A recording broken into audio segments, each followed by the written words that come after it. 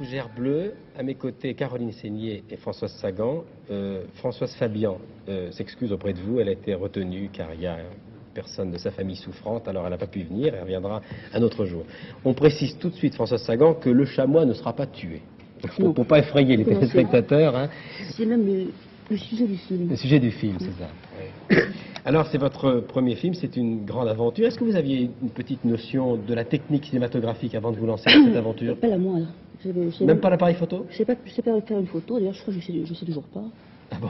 Mais j'avais des techniciens très habiles et très gentils qui m'ont appris, qui m'ont montré tu te mets là, tu fais ci, tu fais ça. C'était assez facile.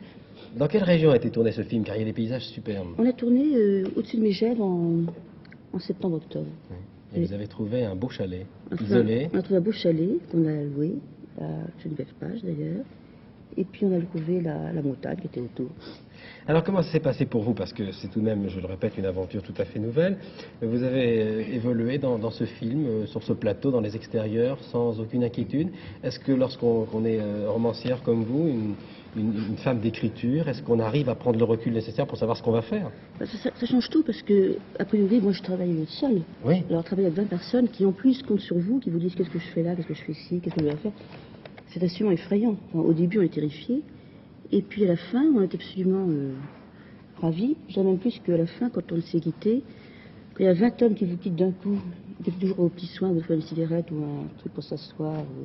On se sent orpheline, veuve, perdue. C'est sinistre.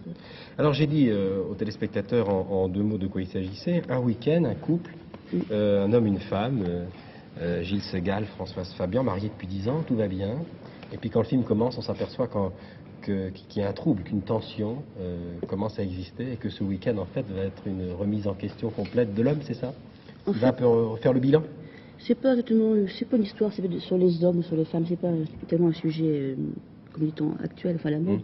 C'est plutôt l'histoire de gens qui, à force de se vivre ensemble, ne se parlent plus. Et je crois que c'est un phénomène qui date de bien plus longtemps que maintenant. Et la solitude de l'homme est égale à celle de la femme. C'est pas un film, je veux dire, en l'honneur des femmes spécialement. C'est plutôt un film tendant à essayer de rétablir entre les gens qui vivent ensemble des rapports... La communication. Vivants, oui. Ouais, c'est ça. Alors, bon, Françoise Fabian d'un côté et Gilles Segal de l'autre, Jean-Marc Boré et Caroline Cellier de l'autre. Vous n'êtes pas une épouse légitime dans ce film. Pas vraiment. C'est moins qu'on puisse dire. Hein. Vous êtes une jeune fille qu'on emmène au week-end. C'est à peu près ça. C'est à peu près ça. Bon, Caroline Cellier, moi je suis ravi de vous accueillir sur ce plateau parce que vous avez peu tourné au cinéma, beaucoup fait de pièces de théâtre, mais peu tourné au cinéma. Je crois que depuis le début, avec le Louche, il y a eu une dizaine de films seulement. Même pas, hein. Pourquoi? Parce que je crois que ça fait 10 ans que je fais ce métier. J'ai fait beaucoup de théâtre. Donc déjà, je suis bloquée à Paris.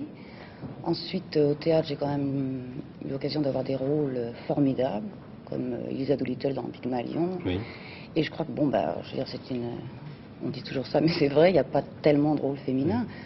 Quand il y en a, ce sont des grosses productions, alors ce sont des vedettes. Je ne suis pas, pour l'instant, vraiment une vedette.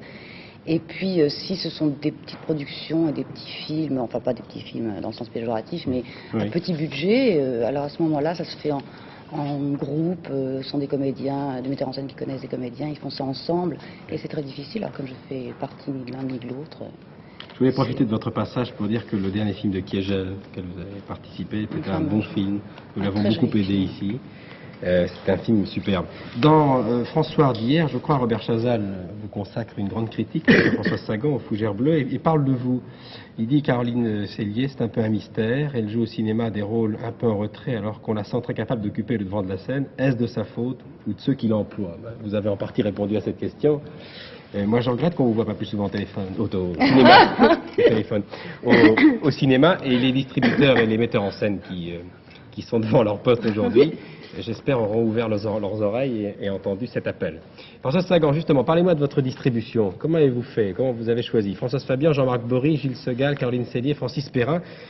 Pour un premier film, c'est une bonne distribution. C'était d'une part des comédiens qui avaient tous fait du théâtre, ils avaient tous vu jouer. Et pour moi, c'était très important, comme j'avais déjà aucune notion de la caméra, si en plus j'avais dû indiqué à des gens qui Oui. ne savaient pas jouer le jeu, ça aurait été extrêmement ça aurait été diabolique. C'était des gens qui jouaient parfaitement bien tous et qui n'ont fait que m'aider. Et d'ailleurs, dans le cas de Caroline, je dois dire que son rôle était au départ beaucoup plus étroit dans mon esprit et beaucoup plus mince comme rôle. Et tout ce qu'elle a apporté au fur et à mesure m'a amené à en faire un rôle égal aux autres.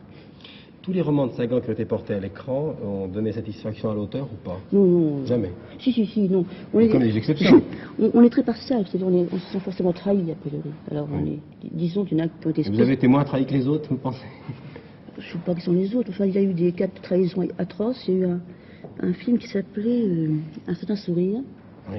qui dépassait... Alors là, je suis rentrée, je suis sortie. C'était horrible.